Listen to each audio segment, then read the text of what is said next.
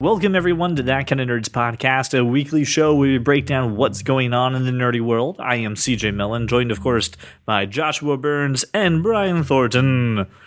Welcome to... I wanted to thank you. I wanted some kind of reaction. I was very displeased. This episode is brought to you by the wonderful people of Loot Crate. Loot Crate is a monthly subscription box stuffed to the gills with geek and gamer gear. It's all licensed stuff from Marvel, DC. The month of May, there was Dragon Ball Z paraphernalia in it. It's amazing. It's pronounced Dragon Balls. You have until the 19th of every month to subscribe to that month's crate, and then, boom, it is gone forever. You can never get it again. So we want to pass on some savings to you, the listener, on some Loot Crate. So go to thatkindofnerd.com/loot. That's LOOT. And you can go ahead and pick up your own monthly box. I know Josh and Brian are super excited to get theirs. And I'm getting my Monday. Tuesday. If you in any way spoil this month for me, I will kill you until you die from it.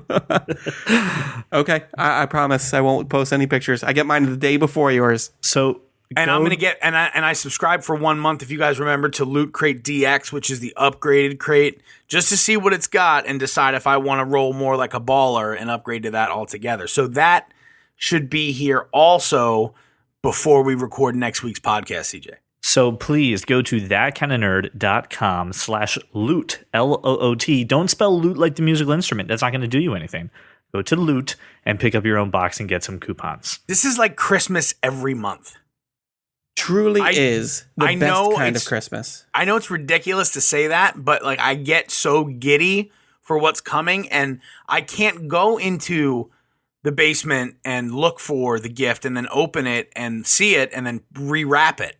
I can't spoil it for myself. Brian is the only one that can spoil it. And if he does, I will kill him until he dies from it. You know what I'm giddy about besides the Loot Crate? Talking about Civil War. So this is the Spoilercast. This is your moment. Turn off if you haven't seen Captain America Civil War. Okay. Well, wait. Before you turn off, I need you to seriously reevaluate your priorities.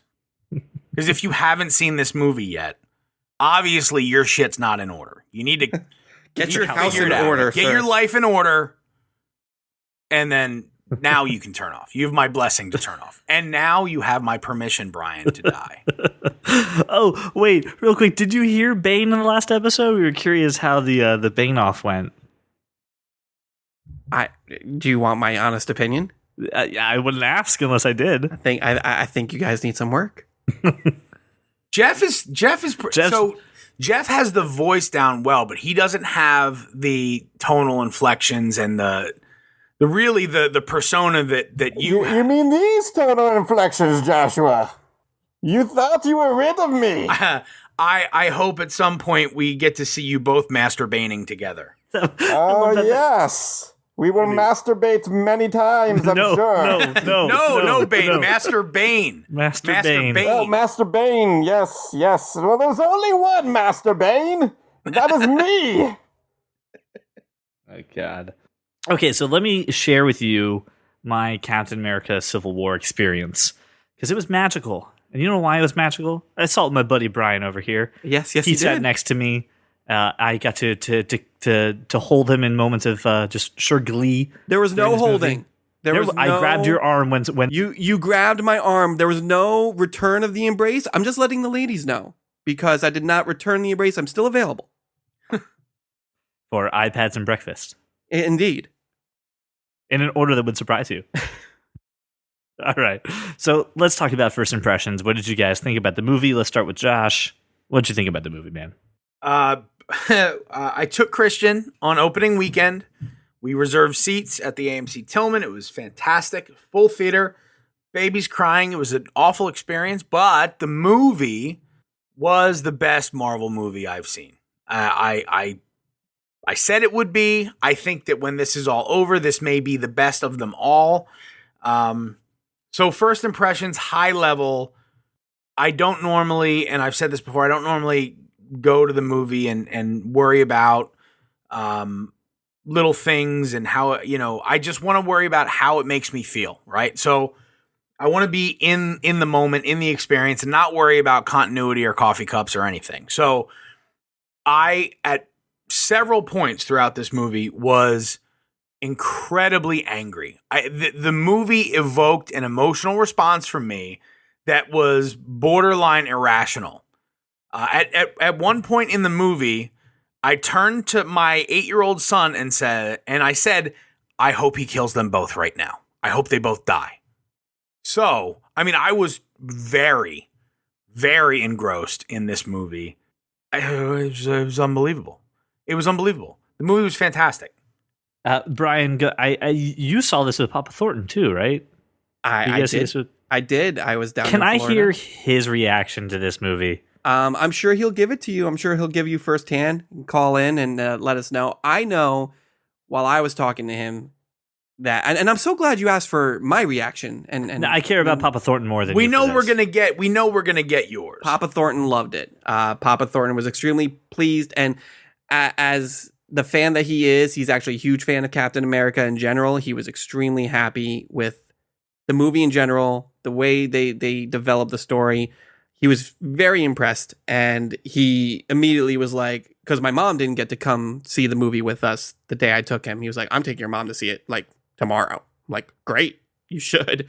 So he was extremely pleased by it. Can I go into my reactions now? Yes, no, You I'd like to hear can, what you think. can, but not before I say that's the dad I want to be in 20 years. I want to be that dad. My I'm dad just saying. is amazing.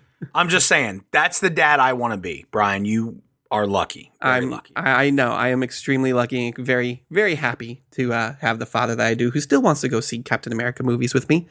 I saw it. I made sure to see it opening day, first available showing that I possibly could, and I was absolutely floored. It exceeded every single one of my expectations, and I went into this movie thinking it was going to be amazing, and it even exceeded that. It most definitely is my favorite Marvel movie out of all 13 that are now out. This will be the 13th one, and for many reasons that I'm sure we will go into detail over, but I just thought the story was compelling. Yep. And it was very immersive. It was 2.5 hours, and I got to the end of it, and I'm like, I could take another hour and a half or more of this. I could watch a whole nother movie. It didn't feel like that 2.5 hours at all. It didn't drag at all. And just the sheer joy of seeing certain scenes and seeing certain characters play out in front of the screen was just amazing for me as a fan, and I was just overwhelmed. And I was right when I said that this movie is going to be very dividing, and people walking out of the theater were going to be debating who was right, because I'm still having debates with people. Oh, are you Team Iron Man or Team Cap? There were nearly fisticuffs. I nearly got in a fight. I actually just came back from a trip to Florida. I was in a line for the Spider-Man ride, and the guy who was handing out the 3D glasses, my sister-in-law was wearing a Captain America shirt. He goes, yeah, you don't get any. And she's like, why? She's like, what? She's like, no, Team Iron Man over here, man. You can't go on the ride. She's like, I don't think you can do that, but okay. So it was very polarizing into who you supported and how you interpreted that story, who was in the right, who was in the wrong, and I loved every minute of it. And I'll probably go see it another time. I need to see it at least twice more in the theater. I was just floored. This movie was phenomenal. It was everything I wanted it to be. It had some things in there I didn't know that we could do in a Marvel movie, which I loved. I loved every character, every story. I mean, seriously, there's not a whole bunch I could pick apart for it. There are a few things, but I mean, overall, such a great piece of storytelling. And then that airplane, the airport scene, just everything about that is what you want out of a Marvel movie, and is phenomenal. And Brian can really attest to this. When they finally revealed Spider-Man and Brooklyn splashes up on the screen. Queens, asshole. Queens, sorry. Because Captain America's Brooklyn. I was getting ahead of myself. Damn it. It says Queens, and Left Hand Free starts playing. I grab his arms like a falcon about to take a prey off of the ground. and I don't know if I ever let go. And then everything about that scene was just like what I wanted. I still have the claw marks. It was so good. So where do we want to start with this? Where do we take this apart? Brian, where do you think the most discussion comes out of from this movie?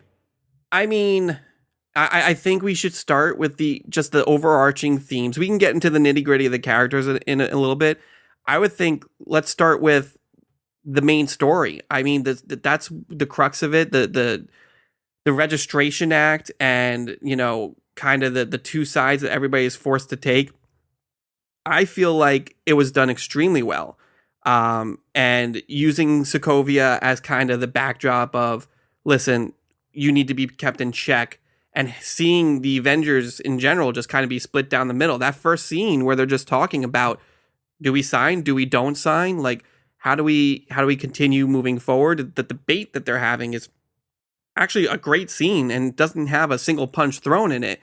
But this story, it's so there's so many overlapping storylines, because you have the registration storyline, and then a little bit into that you have the Bucky storyline, and Cap choosing Bucky over pretty much everything else. Well, it wasn't just so the thing that I liked is that they didn't make it about the Registration Act. It wasn't a Registration Act. It was essentially all of the enhanced people will now be employees of the government. And right. It wasn't about revealing that you're superpowered, right? It was about using it the way the government sees fit, being called in the way the government sees fit. So it took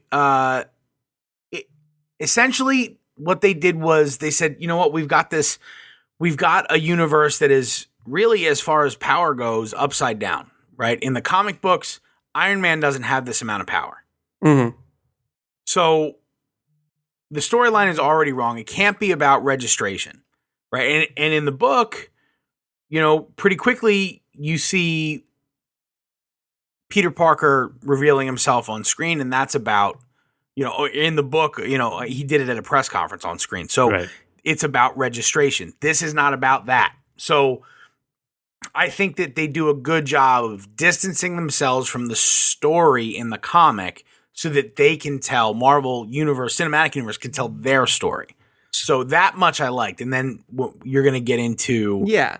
Well, I'm sorry, if I can, real quick, what did you guys actually think about the Recovery Papers? Is this something that they should have signed? Do you think that they need to be, a government entity to operate? And here's what's so great about this, because the big debate is, are you Team Cap? Are you Team Iron Man? I think because of the intensity of the story and the overlapping things that happen, as far as the Sokovia Accords go, I sided with Cap. Just like with the whole idea of, he says it in that room, in that debate, he says, what if we want to go somewhere and they don't let us? Or what if we don't belong somewhere and they make us go there? People have agendas, and as long as we're answering to other people, we can't really truly be doing what's right. So in the book, when it's about registration or anti-registration, it's really easy to take sides, like super easy to take sides. When it becomes the Sokovia Accords, it's I don't want to say they're insignificant, but in the grander Marvel Universe, Cinematic Universe story, the Sokovia Accords are insignificant because Cap is saying, I don't like this, blah, blah, blah. And Tony's saying we need to be accountable. But these Accords, they're not even, I wouldn't even call them accountability. I'm not even calling them a backdrop. They're almost negligible because the story isn't about the Accord. The disagreement isn't about the Accord. It's, what I talked about many months ago when we first started discussing this movie. It's about Bucky. Cap chooses Bucky. Cap chooses to essentially not just defend, but to himself be an outlaw. And the book was never about that. Like it ended up going that way, but not. It was because of something bigger. This wasn't about the Sokovia Accords. This was about Bucky. I think you gotta. I don't think you can say the Sokovia Accords are insignificant, because the only reason Cap does what he does in essentially choosing Bucky and becoming an outlaw is because of what the position the Sokovia Accords puts him in. It only puts him in that position because of Carter's daughter eulogizing her the way she did and saying, when you believe in something, you plant your feet and you don't move. Right, which is a great line, and that's actually a line Captain America says in the book. But yes, it is. And it's an amazing moment between him and Spider-Man in the book, and I like that they use this to kind of cement Cap's decision to not sign the Accords and to defend Bucky. But you got to remember that those two things are mutually exclusive. His initial disagreement with the Accord was a small disagreement, but when he decided to dive in, really, when he made the decision to move in that direction, was at the funeral. And because of that, now we have Civil War. It would have been just some back and forth arguing and some pot shots and shit like that if it were just about the Sokovia Accords. Yeah, this quickly would have turned into a political hearing and have it just been about the Accords. And I would like to motion that we strike paragraph 3 from this amendment. So, Brian, what I was saying was I really like that they made the story completely different from the book, but they kept the essence. And in the book, the debate wasn't political. It was very much life or death. That's how everybody saw it. And they tied it. The Sokovia Accords weren't going to be that, but Bucky was. So let's talk about Buck. So Cap leaving the team to go rogue, which I mean, it's Captain America fighting Germans again at one point. It was right. I chuckled to myself. Go ahead. Well, the two issues are mutually exclusive, though. I feel like that funeral scene, all that happens before the stuff with Bucky goes down, before Vienna is bombed. I think it's pure happenstance, and I think that they even say it in a scene when he gets Bucky back. They say, well, we could go to Tony, but who knows if the Accords will let him help us. Even if he did believe us, the Accords won't let us help him. So I think the Accords is definitely a major backdrop into everything that Captain America does, because he feels like he doesn't have a choice. It's either he stays out of it and his best friend dies, because they don't care. They don't care about justice. They care about what they think they know. And people are going to die either way. Either Bucky is going to kill all of them, and Captain America is really the only person who can probably bring him in unscathed, or Bucky's going to die, and Captain America has to deal with the fact that he didn't do anything about it. Yeah, maybe on a second viewing, my outlook on the storyline changes. And again, the first time I see something, I want to dive into it emotionally and let it take me where it's going to take me. But if I'm trying to pick apart the story and get more context, maybe my viewpoint will change. I just think that at this point, like when I watched the movie originally, the way I felt about it was that the Accords were, even in Cap's mind, incredibly secondary to Bucky. Okay. I mean, I can definitely agree with you on that. The main focal point is the Bucky storyline, which makes this very much a Captain America movie and not just Avengers 3, which is what I liked about the story. It's still at its essence, it's still a Captain America movie. It's about his struggle, not just with how he's going to help his friend, support the Accords, this kind of journey that he's taken from being a patriot down to a third movie now being an outlaw. But it's at the end, it's about, what do you think is right? What does Captain America think is right? And that's entirely a Captain America story. And it is Bucky's storyline is what divides the team, and most notably divides. So let's talk about that. I know. Tiptoeing around. I'm getting into it. I'm getting into it, CJ. So the idea that Bucky is quote unquote behind this bombing at the UN is very much just, hey, here are the facts, and Iron Man being in the place that he is, it's not that he doesn't want to research it. He's just taking the facts at face value. You're looking at a guy who over the course of 5 movies now has had this complete turnaround where he was a warmonger. He tried to disavow all of that. He tried to put his life back together. Him and Pepper are on the rocks. He gets this confrontation with this woman about somebody who died in Sokovia. And he's very much about the fact that I haven't changed anything for the better. I've just caused just as much death as when I was selling weapons. The opening scene where he's showing you this science where you can relive those moments of your life, this movie is going to be about Tony Stark trying to right what's wrong. Mm-hmm. Yeah. And I think that he's so emotionally just up in the air right now with Pepper, and the fact of, what you see then he gets to relive because he's doing the presentation of his parents. Just like you said, Brian, he's taking things at face value and a little distracted to not look past through some things. And again, even the Accords, would they even let him? If the resources were available. So I think that's, again, part of the spark is even Tony's at an emotional state too. Right. But again, that's part of what's so great about this movie is that you understand everybody's motivation. You understood exactly why everybody's choosing sides. I mean, because they've had 13 movies to build to this point and to build each character to that point where you understood what their motivations behind doing what they were doing was. And Iron Man and Cap being the most prevalent, obviously. Iron Man being just at a stage in his life where he says it right to Cap in that room. He said, Pepper and I are on the rocks, and I destroyed all my armor, but I didn't stop. And she didn't like that, and I can't stop. I won't stop. I thought the Sokovia Accords could kind of split the difference. Could help us kind of mend our relationship if this was a job, if I had a piece of paper that said, this is, what I have to do and when I have to do it. Righting the wrongs. Right. And again, Tony's in this constant state of trying to right wrongs that he feels responsible for, especially Sokovia, because Sokovia is all his fault. He created Ultron. I mean, right, exactly. That lands squarely on his shoulders. And you have Captain America, who is at this point where he's the good Boy Scout. He wants to do what's right. He wants to believe in people, and especially he wants to believe in Bucky. And being as he is the person who defended him when he was nothing but a skinny, scrawny teenager in Brooklyn. Yeah.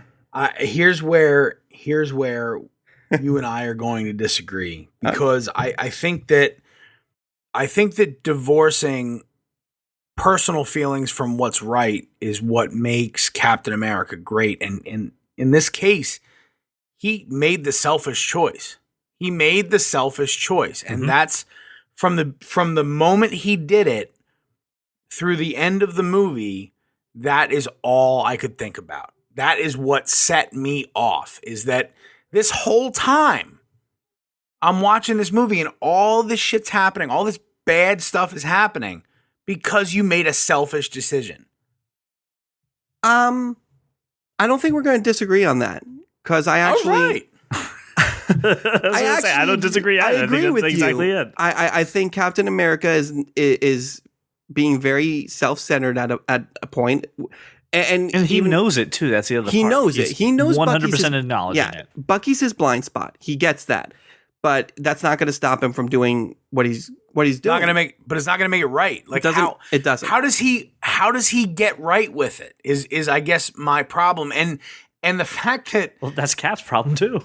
The fact that Bucky was exonerated of the Vienna issue doesn't make anything better. Not only does it not make it better, but the reveal in that base that Cap knew the whole time makes it exponentially worse. Yes. I swear to you, I turned to my 8-year-old and I said, Iron Man needs to kill both. They need to die for what they've done. Yeah, that's the one moment where I turned a bit, right? Because I'm watching this whole movie going, Cap has done everything for you guys at a moment's notice without hesitation. Give him this goddamn one. He wants to go after his best friend. Why are you guys giving us such a fucking hard time about this? And then it's like, oh, by the way, I knew the whole time. I didn't think it was that important. Nope, you're on. Go, Tony. Fight, go beat his ass. So, I mean, we're tiptoeing around it, and this is a spoiler cast, so I don't understand why we're not just saying it. So that's the third kind of story element, the third kind of layer in the story that was amazing. Not canon in the comic book at all, but is fantastic for this movie universe. And it just makes this entire rift between Cap and Iron Man just even that much worse, is the fact that in 1991, when he was still Winter Soldier, he was still being brainwashed, we find out that Winter Soldier is responsible for the death of the Starks. Yeah. And to get whatever super soldier serum Howard Stark was transporting at the time, he causes their car to crash, and they survived. That's the worst part about it for me, is that they survived, and he had to killed them by murdered them. Like he beat the crap out of Howard Stark, still made it look like he bashed his face against the steering wheel, and then choked the life out of Tony's mother. And brutal. So I'm sitting there with CJ, and I know it's coming because I've already seen it at this point. And I'm like kind of looking at my peripheral, like what's he gonna do? Because on second and third viewings, Josh, you'll see you're gonna see it, and you're gonna be like, "How did I not see this coming?" Yep, that's exactly. But on that first viewing, I didn't even know it was coming. I got to that point, and I was like blindsided. Completely blindsided. What was my reaction? What did I look like? Was it exactly what you thought it was? You were like kind of on the edge of your seat because you knew what was happening. The moment they start rolling that video, everybody's like, "Oh, right, this is happening." Like, it's like that moment of disbelief. Nobody there's nothing in the world that could have prepared me for that. And the thing was, when the car crashed in the beginning of the movie, I was like, oh, we're not going to identify who was in the car? Fine, whatever. And then totally wrote it off. Yeah. Well, because there's so much other stuff going on. Russo brothers, great job on that. The generational gap, you don't connect. Right. Right. So that story, the way they told it was perfect. The way that they opened the movie with Robert Downey Jr. from the Rodney Dangerfield. Dangerfield Back to School. Yes. The way they led with Back to School, Robert Downey Jr. And showed that basically that's one of those moments in his life that he regrets the most. Maybe the moment, other than what he's done as Iron Man, because he has a lot of regrets there, but maybe the moment in his young life, the one moment he regrets more than any other is that moment where he could have said to his father what he felt and didn't, and was this immature playboy, just, sort of doing his thing, not caring about the world. And then you get to tie it into the Iron Man psyche where, when he has that realization that what he's created is hurting the world, ties back into the guilt that he never expressed his feelings for his father, ties into his mother dying, and then he gets to relive it all in one moment on a VHS tape, for God's sake. He gets to have this all flood back. And, you guys both know how I roll. I dive into these emotionally with both feet. I'm sitting there on the edge of my seat, feeling it all, and saying to my son, saying he needs to kill these people. I would kill these people. I wanted to murder Steve Rogers. So with my own hand. That scene plays, and you see the video, and it's the best scene in comic book movie history. It is absolutely the best scene in comic book movie history. I know CJ was on the edge of his seat. I know I was on the edge of my seat when it was first happening. But here's the best part. The tape rolls. Tony looks at Cap and goes, "Did you know?" And you're like thinking, well, there's no way. Of course Cap he knew. didn't Of know. course Cap didn't know about this. He would never He's appalled. He wants to make this right. And then Cap tries to freaking plays lie it to off. him. He tries to lie to him and goes, I didn't know who it was. And then Tony says, cut the bullshit. Did you know? And Cap just goes, yes. And that was the moment I was like, kill him. Oh, Cap. Yep. Cap needs to die. Kill him.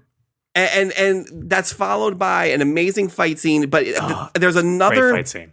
There's another, I don't think it's a throwaway line, but something that like resonated during that fight scene is where Cap, he's chasing after Bucky, and Cap's got him by like the gauntlet. He's kind of disabled his jet boosters, and he's like, Tony, he was still brainwashed. He didn't know. And Tony turns to him, he goes, I don't care. he killed my mom, and just Oh. goes after him.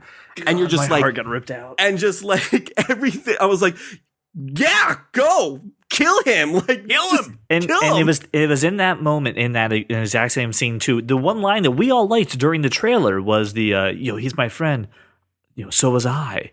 That line plays entirely different in that movie, and So- I loved it. As a movie experience thing, and here's the one part, the thing that really kills me about going opening weekend is what happened during that scene, the fight scene.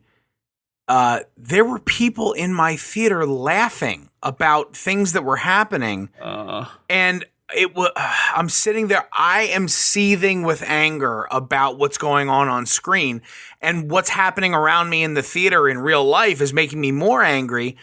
And I've said a million times on this podcast, and I will always say that movies are made for the general public, not for the true believers. And that is true in life. Absolutely. But as that kind of nerd, as the guy that I am, I want to be surrounded by the true believers, not by these people who don't understand what the hell is happening in front of them and will laugh about it. Yep. It killed me in the theater. I didn't Killed have me. that experience, thank God. No, No, and the movie I went to, Ryan was even worried about a couple people around us, and I was like, "Don't worry, we're in good company. We'll be fine." And This everyone was was great. boys. This was bad. I felt like not only did they not understand what was happening there was no appreciation for how well this story was being told. And again, I know that's me being super fan, true believer boy, and not the normal Josh who goes, this is just this. Movies are made for Joe Public, and they are. But man, this is a moment I really wish that they weren't, and that I was surrounded by true believers, because I was thoroughly let down by the lack of understanding of human beings, for really, and no appreciation for what was actually happening. And I know that makes me sound completely pompous, and I don't give a shit, because this movie was incredibly emotional. It was there's never been a better superhero movie. There was like when they were fighting, and Jenny turns to me and she goes, "Maybe if their moms had the same." I'm like, "Not now. This is not the moment that we bring this up. Please, let's move on." It was so. There good. was no connecting the two. And At that point, you can't do anything. And this is the conversation that we've had watching out of theaters. How the fuck do you fix this? how do you fix this? This and here's they have to know already what they're doing, and this is why it's not only an amazing plot vehicle, but a true testament to what Marvel is doing in film, that they've already got the script written and how they're going to fix it. And when they do, we are all going to be happier for it. But right now, I don't understand people who are Team Cap right now. I don't understand them, and I want to punch their faces. I'm Team Cap on the Sokovia Accords, and then that's it. And then it's just the Accords. You can't separate the two. You can't be Team Cap here and not there. You either are Team Stark or you are Team Cap. Anthony Mackie was on the Nerdist podcast on Wednesday, and they kind of brought up Civil War a million times. And the one thing he said was this. He goes, Doctor Strange is going to make you shit your pants. And what's coming down for Infinity War is going to make Civil War look like a homemade film. I don't believe it. So well, I will say this. I know the two writers who wrote the script to Civil War and the Russo brothers who directed Civil War are doing Infinity War. Right. And getting everyone together, there is going to be something, Josh, to rectify this. So clearly they're going to fix it. It's going to be amazing. I get it. I'm not nearly done with Civil War. So let me say this. Oh, no, me neither. There were two people not named Captain America or Iron Man who absolutely stole the show. Yes, let's talk about some of these people. The Black Panther and Spider-Man stole the show, and not only made me positively giddy with excitement, but completely legitimized Black Panther as a big screen subject. Yes. So I cannot wait. Black Panther, was he not forgive me, was he not the baddest motherfucker you've seen on screen? He really in a was. long Shut time? your mouth. He really He was. was So great. unbelievable. And what they did with Spider-Man was so good. Brian, true to character, maintaining the quips, maintaining the smart assery at every turn, even when he was beaten, getting up and showing his power, doing the things. This was the absolute best part of the movie. Brian, I could feel him look at me at one moment during the fight where he's on Falcon and he goes, "You had the right to remain silent." It's one of my favorite lines. And then Jenny turned over to me. She goes, "He reminds me of the cartoon that you used to watch of Yes. Spider-Man." And I was like, yes, and that's why I love him. So true to form. I was very glad to see the fact that we didn't have to do. We skipped the with Uncle great Ben power. story. We didn't have to do Uncle Ben, and we didn't have to do with great power comes great responsibility. We still got the sentiment to come across, and I shouldn't have funny feelings for Aunt May, but I do, and I'm okay with that. And in skipping the Uncle Ben story, we also got Marissa Tomei as Aunt May. And let me tell you, meow. Anyway, Did you just go? You just went Billy Madison. Want to touch the I heart? did. oh God, Billy Madison. My other little favorite bit, and then I'm sorry, Brian, I'll let you talk, was the 4 seconds after Spider-Man sticks Tony to the door, and he goes, Are you gonna let me? Oh yeah, let me get that. Just the fact that they just kept that in, just the extra 8 seconds instead of just cutting right there. Oh man, I love them. I was literally about to explode. When Spider-Man was on screen. You're not a cartoon, newer cartoon Marvel guy, but there's in the newer cartoons that silliness and those interactions in the apartment. That's what's made the newer animated stuff so great. Is that the relationship, his introduction to the Avengers and S.H.I.E.L.D. is that sort of funny, off the cuff, happens in your apartment, I'm doing this thing after school type of interaction. Or Brian, if I'm way off the mark, you got to correct me. But that's how, watching it with Christian, that's how I feel about it. I was actually just about to reference that scene. Woo! So it's actually one of my favorite. Do we need Brian right now? We got you, Josh. You're doing wonderful. It's actually one of my favorite scenes in the movie. I need Brian to not. make all my theories legitimate. Yes. That scene in the apartment, and Peter walks in, doesn't even realize that Tony's sitting there on his couch, and just going out about his business. Takes his headphones out. And is like, "Oh, holy crap! Tony Stark is on my couch." It was a great introduction, and just Tom Holland does such a good job of this, like. This kid who feels you can tell that he's playing this kid who's kind of carefree, but has the weight of the world on his shoulders type of thing. Yep. And the best line, besides all the little quips that he has in the costume, they have this conversation in his apartment, and Tony's like, "Hey, that's you. You need an upgrade. Let's, come with me, kid. I need your help. We're going to Germany." And he goes, "I can't go to Germany." And he goes, "Why?" And Peter goes, "I have homework." Right. And you're just like, yes, that's Peter Parker. That's it, because he's a normal kid with normal problems. If I go to Germany, how is my homework going to get done? Right. It's something that is a very major thought in his mind. It is just amazing. And we talked about it initially months and months ago, and I think my whole point of view on the subject was we need to see Peter Parker the kid. Mm-hmm. We don't need to see Tobey Maguire or the tortured Andrew Garfield version. We need to see the kid who's just getting started. The suit dropping from the ceiling and that whole interaction there was killer for me. And Tony saying, "Yeah, you need an upgrade."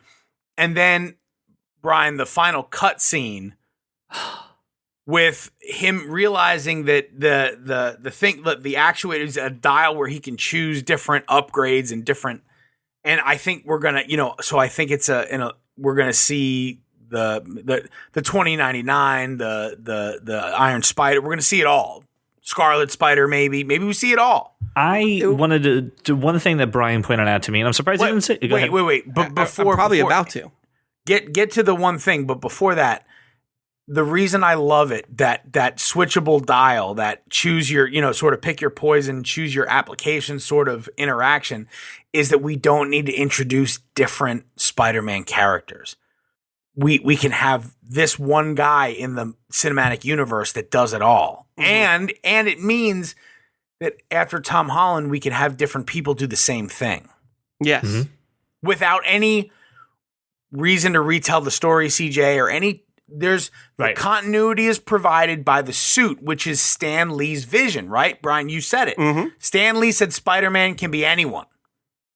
So I love what they've done in the creation of this character. And back to you, CJ. The thing that Brian, because Brian even had a discussion about it after the movie, I broke my own embargo and we talked for a while about it. When Tony puts those goggles on his face, he goes, "How do you even see in these things?" And then he has to say, "Listen, when it happened, everything got amped up, and I just need help focusing." And I'm like, I've never thought of Spider-Man that way, but that's probably exactly what's going on, and that's got to be really fucking difficult. Like just showing just how much they can pour into this character in what a 15, 20-minute scene. Before he puts on a suit and fights at an airport. It wasn't even that long. It's like a 7-minute scene. And I mean, it's wonderful. Here's the great thing about that 7-minute scene, being as CJ stole my thunder about what I was going to say about the eyes and the overload of input. Here's what I love so much. And it's hidden in a lot of jokes and a lot of theatricality between Tom Holland and Robert Downey Jr. You get this sense, at least I did on my second and third viewing, that Tony is not just recruiting this kid because he needs some help. Tony not only has been watching this kid for a couple months now, he's impressed by him. And Tony is the smartest guy in the Marvel universe at this point. And he sits down and he says, "This fluid, whatever this is amazing. Who made this?" And he goes, "I did." And just Tony just being like, this kid is on a whole nother level. This kid, he's got like kind of this kindred spirit thing going on with Peter, which Iron Man and Spider-Man have in the comic book as well, because nobody really references how smart Spider-Man is. Yeah. It gets lost in the jokes. It gets lost in the brutality of, he's super strong and agile, but he's insanely smart on a level of Tony Stark. And just watching that exchange between the two of them was fantastic for me. Just knowing that, he is this smart. He is the kind of kid who can create this stuff from scratch. Well, Brian, I think two things are at play there, and I think they both go into sort of Stan Lee's brilliance and Marvel lore. And the first thing is that Spider-Man first appearance was 1 year before Iron Man, 62 and 63. That's number one. Number two is that I believe that the Iron Man story and the way that they shaped the Iron Man story was really in a lot of ways based on Spider-Man, child prodigy, things. And they have a lot of things in common that way. And even the previous Spider-Man movies that already in just, I don't know, what do we have in combined like total screen time? Maybe like 30, 40 minutes of this Spider-Man. Yeah. So, in just that short amount of time, he's managed to capture all of the great parts of what we've seen so far with Tobey Maguire and Andrew Garfield, and also sort of reset that story where he is. The one thing that the previous movies did really well was show you how smart Peter Parker was. Mm-hmm. That's the one thing they did amazingly well. We know he's incredibly smart. This character, this iteration, though, takes those smarts and applies them to, science and shows you how also innovative he is. And in that way, you get a link between, again, emotionally for a Tony Stark, the Robert Downey Jr. Tony Stark, who's trying to right all the wrongs. He sees a character who is as smart and as innovative as his father and wants to take him under his wing. And I think that's I like that. I think that is a very compelling story, and that we're going to see Iron Man involved in Spider-Man's development in the movie universe in a way that he never was in the books or animated series because of this universe and the wonderful story they've told. Now we get to say Tony Stark sees Peter Parker as a young Howard Stark and is now going to encourage and foster that growth. And maybe we see a Spider-Man who's greater than who has risen higher than he ever could rise in the comic book. Oh, if we got some big time Spider-Man in this shit. Oh, I'm saying this is when I started thinking about the relationship, I immediately thought Tony sees him as a young Howard Stark,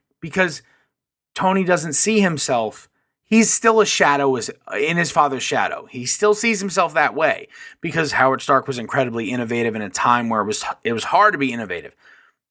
Peter Parker is that way. And that scene that you just described about the webbing and the conversation about who made this, he sees him as a young Howard Stark, and he gets to right the wrong. See how I tied the theme together? I do see that. And I absolutely agree with you. That's why I love that scene so much. And it has nothing, no costumes are on there. It's just a conversation between two really good actors. And all of these things are picked up in kind of the subtleties. And that's part of what I love about this movie, is just the subtleties of the performances. CJ is putting up his finger like he wants to say something. Something, I'm going to lose it if I don't say it soon. Something else that really liked me too was something you just said. There's not a lot of costumes in some of the really good scenes. Some of the fighting scenes too. We're seeing people without super abilities or without like wearing a whole bunch of, head to toe spandex. Using their God-given talents and also using some of their super talents to fight too. So I really like the fact that we get to see these people as humans before they're put on with all the getup. So it really kind of helps you connecting with them. Can we take another couple minutes and talk about Ant-Man? Because if you guys have any orange slices, I could really use them right now. Did you just grow to be like a 2-story? I was building? Giant Man for just a moment. Paul Rudd injected some much needed comic relief into the story because it was incredibly heavy. I'm shaking your hand for too long. Both him and Spider-Man came out at the perfect time where things were very serious, very dark, and they just injected that comedy that you kind of need in a Marvel movie. I'm feeling very emotionally heavy, and you all know that my iMac wallpaper changes every 5 minutes, and it just changed to Link grabbing the sword in the room, and it says it's dangerous to go alone, take this. So it lightened my spirits a bit, because I always get happy when I see that. But in much the same way, the introduction of Scott Lang to Captain America, that scene was fantastic. We saw most of it in a teaser, but it was still just as good seeing it real time. Thanks for thanking of me.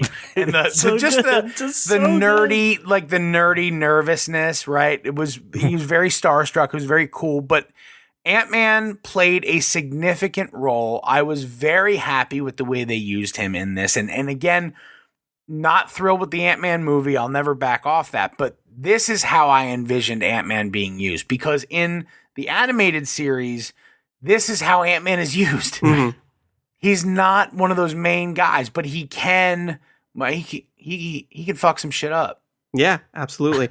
And I love when he's fighting with I'm sorry, he's fighting with Black Widow, and you see him go just running, and just like all you see is her hand just move a little bit as he's trying to like get her to restrain it. Yep. Just losing my shit with Iron Man. I mean, go ahead. I'm sorry, Brian. Yeah, and I mean, just even throughout that entire airport battle, him throwing in a little bit of comedy here. He has Cap throw the truck, and it explodes. And he's like, I thought it was a water truck. It was a water truck.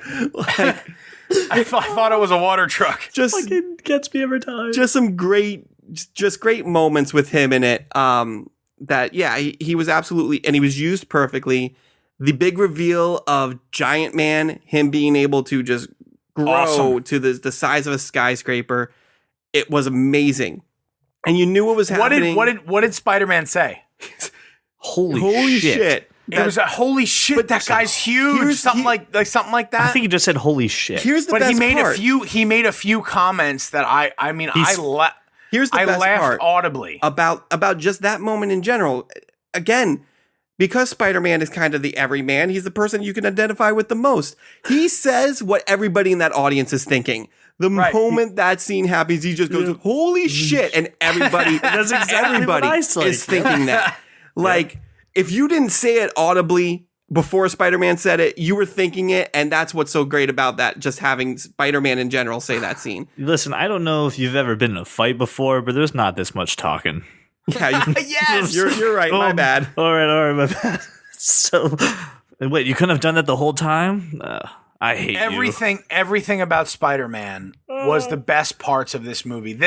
I mean, he stole the show. Now, we've talked a lot about Peter Parker, about Spider-Man. We talk more? I love him so No, Wait. we need to spend a little bit more let's time move on The Black Black Panther. Panther. My God. We need to spend more time on Black Panther.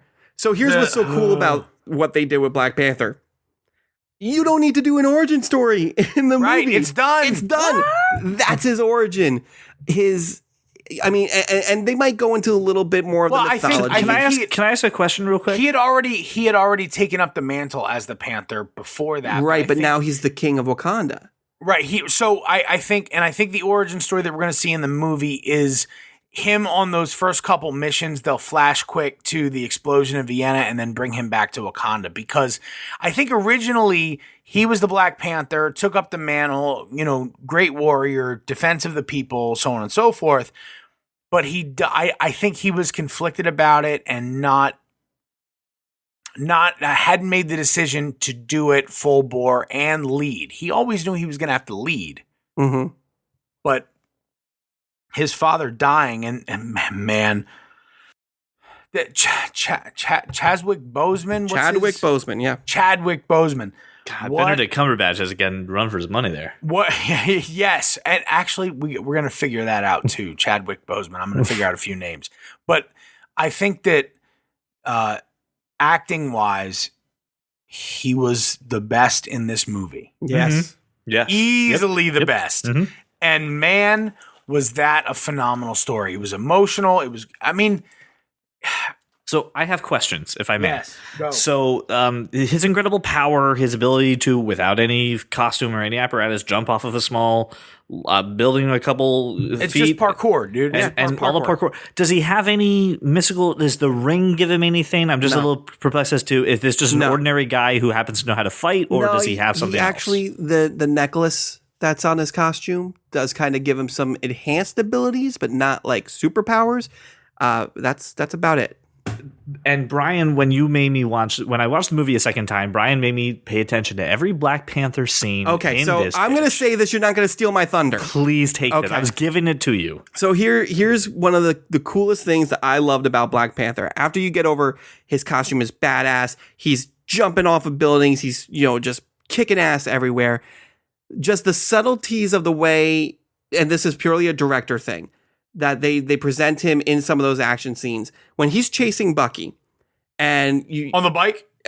on foot, on the bike, like that Anywhere. entire foot chase scene, you hear everything. You hear every footstep that Bucky takes. When he jumps off a building, he has to do that little roll that humans have to do so that they don't break their legs. Black Panther doesn't need to do that. He's absolutely in his approach like a cat. He always lands on his feet. Anytime he jumps off a building, he just lands, and he doesn't make any freaking noise at all. You don't hear him running. You don't hear him jumping from car to car. You might hear like a little crinkle of the car itself, but that's it. And that's what I thought was so cool, is that just the attention to detail. That's true believer shit right That's there. true believer shit. And that made my brain just melt. I was like, that is, because that's how I've always envisioned Black Panther. That's how I'll he is. be looking. it's because all I know you can look that's- for when I you know see it a that's how second he time. is. But Brian, honestly, even with the exposure to Black Panther I have and in the animated series, I know that's how he is. But I know he never makes a noise. But I didn't notice it in the movie. Yeah. I wasn't looking for it.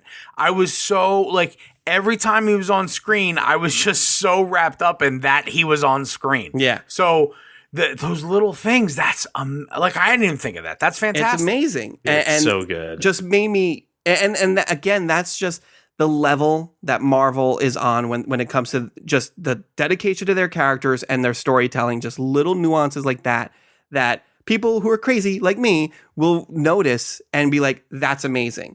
Permission to squee. Permission to squee. Yes. And I did. Indeed, I did squee.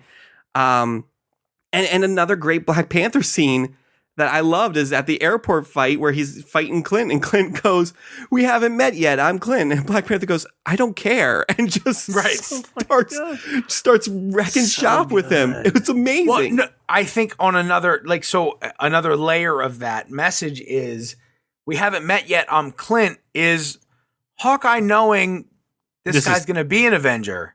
We're going to be friends eventually. I should probably introduce myself. And it not only speaks to his confidence in battle, but really the person that he is. And Clint Barton, he's a good dude. Just right? Like when he's fighting, this goes, "Are we still going to be friends afterwards?" Right. Depends how hard you hit me. We're still good, right? Yeah. So, and again, basically ensures Jeremy Renner's place. No one's going to kill Jeremy Renner because you can't kill Jeremy Renner, as we discovered in our Facebook Live. Absolutely. Can't kill Jeremy Renner. And he's going to be, I believe, this relationship in the future is going to be critical in this universe. And I think that Hawkeye and Black Panther will team up in a few different ways. I think there'll be a level of trust there. And I think it's because, again, Hawkeye, he plays chess, not checkers. He knows Black Panther's going to be important because he's Jeremy Renner and they can't kill him, and they tell him what's going to happen in the future of the story. If we can, I don't want to take away from Black Panther because he was amazing. And by the way, his gadgets and gizmos, holy shit! What gadgets? Oh yeah, the planes. I mean, I'm so excited to see his arsenal. Wakanda was this super high tech forward. It always has been. In the middle of, third world Africa, right? So you have all of the tech. He's not impressed by any of it because he's been exposed to it his whole life. He's had it for a while. It's so nice. And he, and they, again, something that I noticed on the second and third viewing, they make a very big point before even you see T'Chaka or T'Challa talking about how Wakanda was extremely reclusive, didn't have anything to do with things that were going on in the world. And now, like, this event happens, Sokovia happens, and now all of a sudden they're like, we need to do something. We're partially at fault because we haven't shared our technology. We haven't shared vibranium with anybody. And that ultimately is what gets T'Chaka killed. But another origin story that doesn't need to be telling. I hear right. You. I would like to transition then, if I can, to a couple final thoughts. But the one thing final thoughts? Why the hell are we at final thoughts already? Yeah, we're good. Let's just rip it, dude. Let's just go. There's one other thing I need one other character I need to talk about. Probably the one I'm going to talk about too. So in the very beginning of this movie, I'm watching Black Widow fight, and I'm like, are we not going to get? When does this Black Widow movie come out? Because she is so good. Fuck you, Jason Bourne. Sorry, Papa Thornton. I want to see a Black Widow movie because ScarJo in this was on point. Was amazing. Go ahead. Yes. You discuss amongst yourself. I wasn't. No, I wasn't. You were not impressed? You didn't think she enjoys 2 hours by herself? No, I do. We need that movie absolutely. My big problem is the flip flopping, and I know she's always been torn, and that's her character anyway.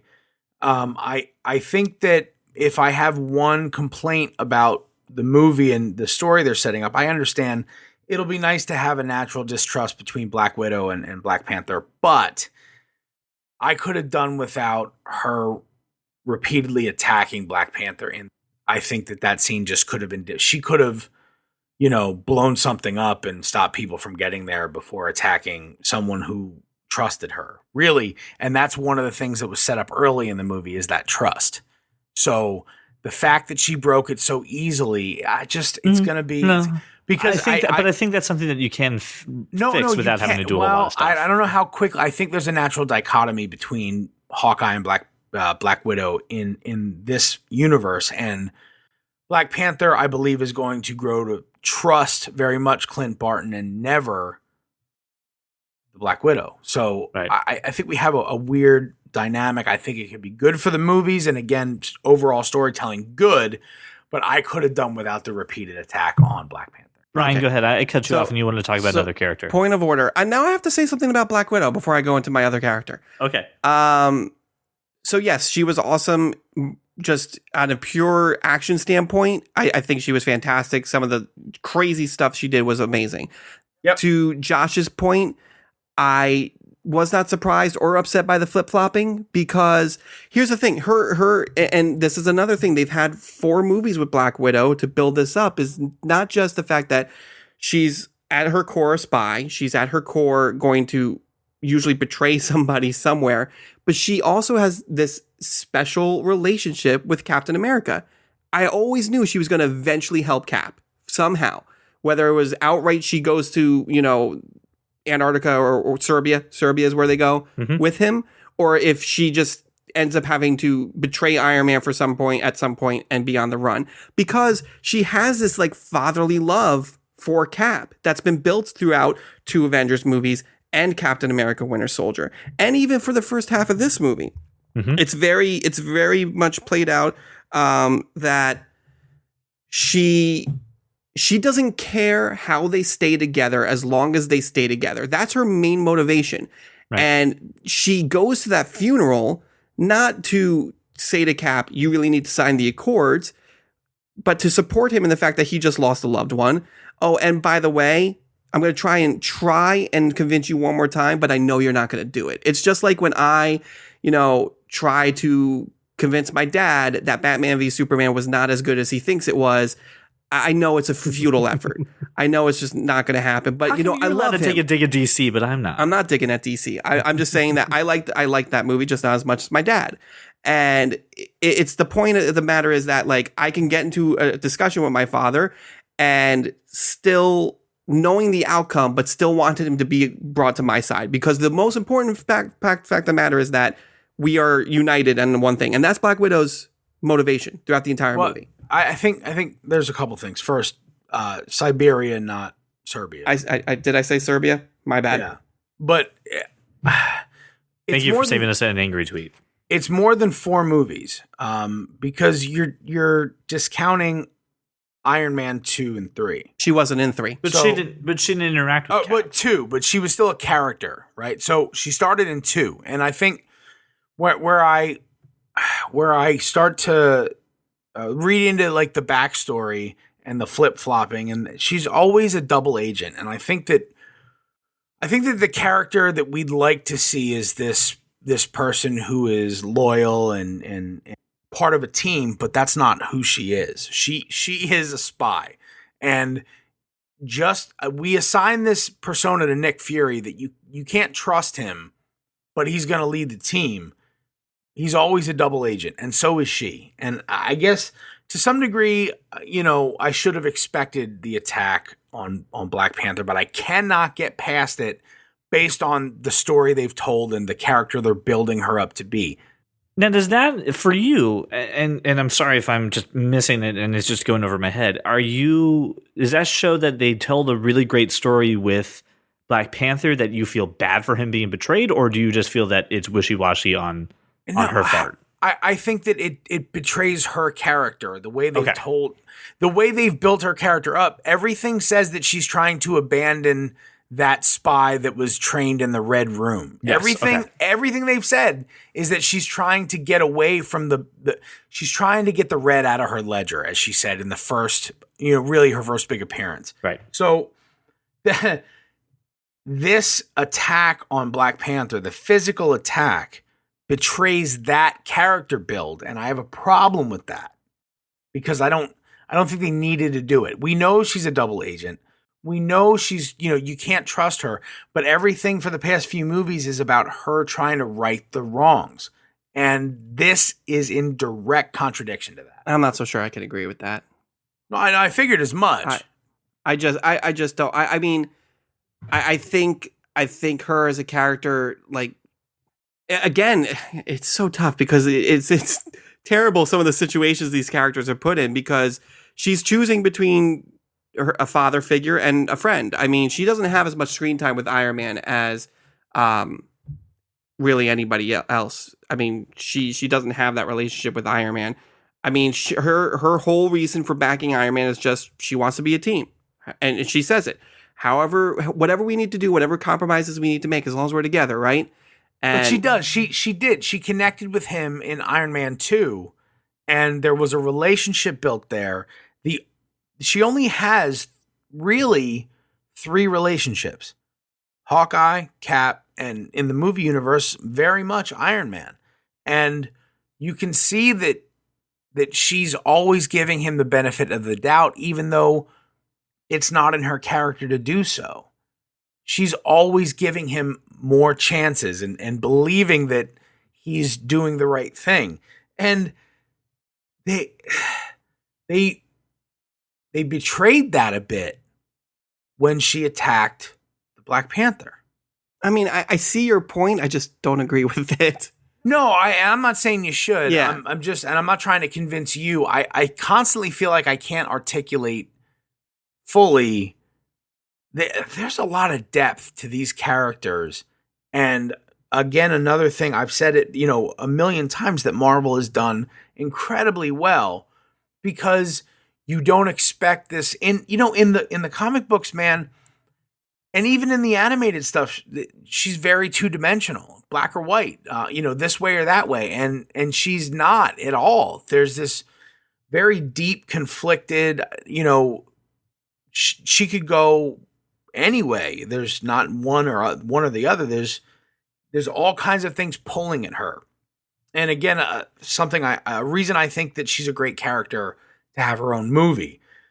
But I was disappointed in the direction they took it. Really, that's all there is to it. But I think that's something, again, like, you're at the end of this movie and all of these characters are in this position. I think they're going to address that. Like, she wasn't happy about having to betray Black Panther. It wasn't like malicious. It was just she was choosing. She made a choice, and I think she's gonna. She has to live with that. She's on the run from the government. She's the only one of them who is not locked up in a cell by the end of the movie. We don't know where she is. She's underground, and they're definitely going to have to address what she did to get to that point. So whether that happens in the next Avengers movie, or if we ever see a Black Widow movie, I don't know.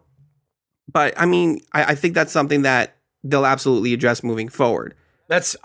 Solid debate. I think that there's a lot more to be discovered about the character. There was one point in the movie, and final thoughts. It was amazing. I don't really need to say much more. There was one point in this movie where I was super proud of, myself as a nerd father. Tony goes to the prison, and Christian, he's tapping on my arm. He's poking at me. What's up, buddy? He goes, "That's the raft." Yeah. Get on the raft. And I went, I never talked to him about the raft. I never, you know what I mean? He didn't listen to that podcast. We talked about the raft. He knew what the raft was. He knew what it was about, and he knew why it was there without me telling him. And I was so proud, because behind us, in just the seats right behind us, when Rumlow, Crossbones, in the beginning of the movie, he shows up on screen. This dude behind me, not a kid, not a child, like a grown man, right, out loud says, "Look, it's Bane." Oh, God. And Christian turned to me and goes, "Bane? Seriously, Daddy?" And I'm like, "All right, dude, let's not, this guy's an idiot. Let's not poke the bear today. Let's not poke the bear today," right?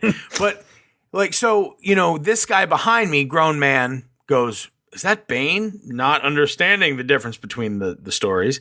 And my son, who's 8, knows the raft. I am doing parenting right. I'm winning at parenting.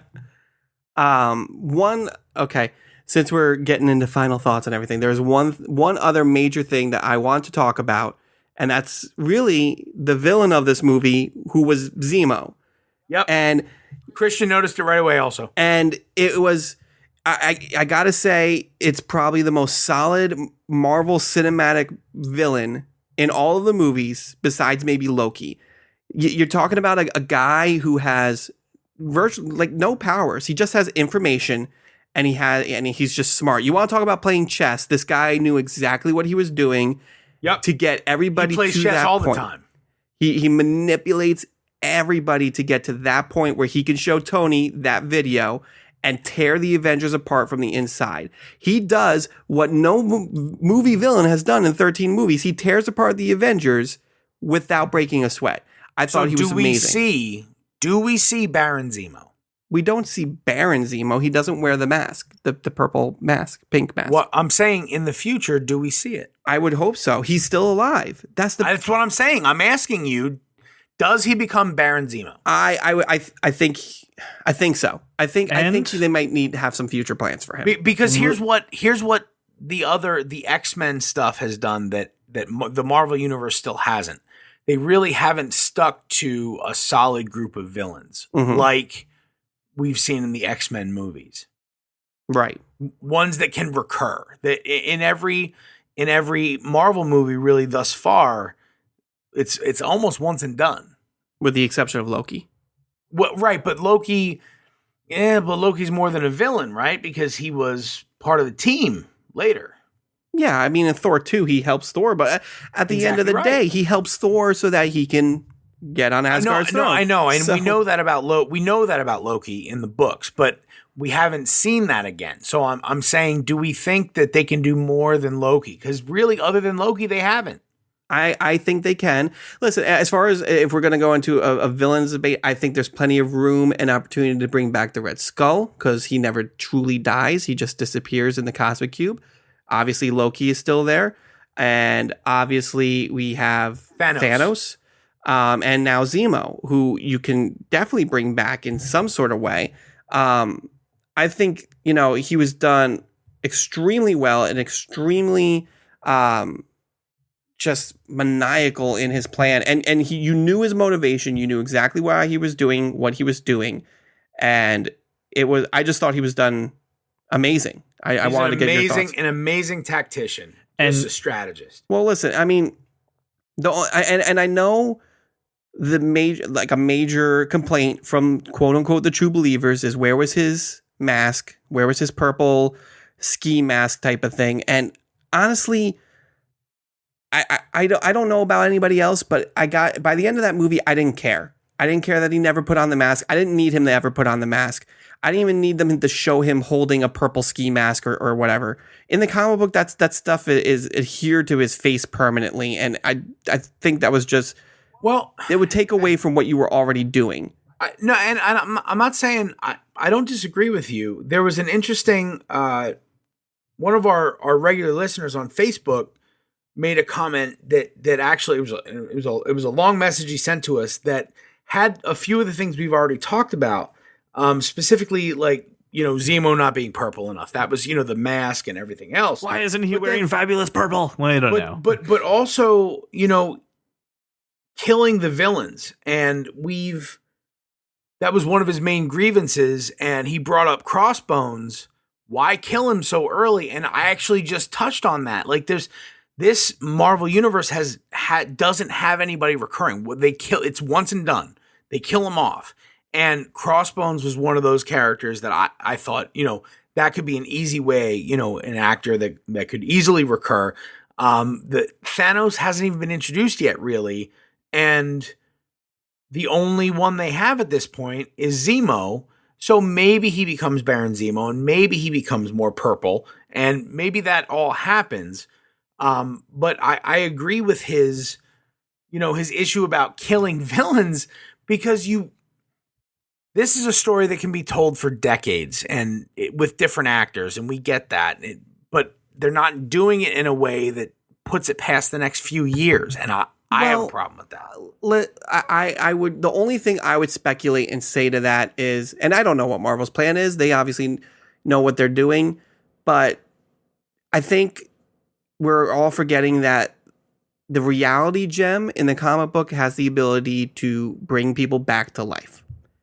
And if Thanos needed an army of random villains, he could just snap his fingers and lo and behold, Crossbones is back. And, so, I mean, I think because you're in this extremely expansive universe with all sorts of different things at their disposal, there's easy way to bring them back. And the first thing that my mind jumps to is the reality gem, which we will see in the next two movies. It's the only thing I have to say about that. So, Brian, I'm sorry we didn't get a Brian Roman, not you, Brian. The other Brian. I'm sorry we didn't get to all your comments. We have just been obviously so Listen, you excited should apologize to me too because we didn't get to all my comments either. Not the other Brian. It's Brian with a Y. That's Brian that's right, because there's the other Brian with a Y. There's so many Brians that listen to this. We just want to make sure that we're addressing the correct Brian. Brian Roman, I truly appreciate the comments on Facebook. That's exactly the kind of stuff we want to talk about, and I hope we addressed your main grievances. I know that we talked about the flip-flopping. We didn't address Iron Man flip-flopping because I didn't think it was that big a deal. Yeah, I thought once you learned that your mom and dad were killed by a guy, all bets are off. Yeah, so there's, and not just that, but then helping Cap and all that stuff. So I just, the back and forth, I didn't mind so much because it was a good piece of the story. But I hope we addressed all the other things that you brought up. It was a really well thought out and well plotted message to us. And also, if you want fantasy football content, I'll give you that. You just need to ask me questions. Hit me up on Twitter. Thank you for the comments. And again, final thoughts. I couldn't have been in any way happier with the way this turned out. It's everything I wanted in a movie and a lot of things I didn't know I wanted in a movie. And I don't think there's a dispute amongst us. It was phenomenal, and I'm so excited for Spider-Man Homecoming. I'm excited for everything. Everything they do. I just want Spider-Man right now. Marvel, I'm excited for. So, guys, as Josh already mentioned, there's a couple of great ways that you can go ahead and share your thoughts and give us some feedback, too, on the show. We always appreciate feedback. You can go to iTunes, give us a review there as well. Hey, Android people, we're now on Google Play Music. You heard? Just go ahead and search That Kind of Nerd on Google Play Music. You can go ahead and find us. We're on Stitchers. But listen, if you can find an on-demand radio platform, we're there. You can also get us at Twitter at That Kind of Nerd, Facebook, just like Brian Roman did, Brian with a Y. At facebook.com/thatkindofnerd. But guys, the other thing you can do, you can go ahead and call Papa Thornton. I'm looking at you. 484-373-4119. I really want to thank Brian and Josh for being so awesome to talk about this movie for this long. I want to thank you, the fans, for listening to this. Please go tell us what you think about this movie. We are not done discussing it. You know it's something that's going to keep coming up. And to anybody, honestly, because I have so much other stuff to say about this movie that we didn't get to, if you guys have any questions or want my opinions, I would just say hit us up on Facebook. I'll be more than happy to answer those. He'll actually answer Facebook. I do. Honestly. You can hit me up on Twitter. I just don't know. I can't guarantee I can keep it to 140 characters. I can't keep it to 140 characters. Teach him how to use the Twitter app. Please don't. Just get him. Or email Brian at thatkindofnerd.com. Brian at thatkindofnerd.com. I am more than happy to respond to any Civil War emails that may come into the inbox. Help support the show, guys. We really want to make sure that we can continue to bring amazing content. Go to thatkindofnerd.com/loot, LOOT. Go get yourself a Loot Crate and get some money off of it. Thank you so much for making us your walk around the neighborhood or your drive to work. Burns, you want to say something? I've already said it, so go ahead. I just don't want I don't want to forget to give us a rate and a recommend on iTunes, because that's another way you can support the show. You're listening to it on your iPhone. You do the same thing in Google Play. Rate and review us. We want your feedback. So again, thank you so much for joining us for the spoiler cast of Captain America Civil War. Stay tuned. We have got some episodes coming down the pipe for you guys so that we can go ahead and give us a great listen to. Thank you very much. We'll talk to you later.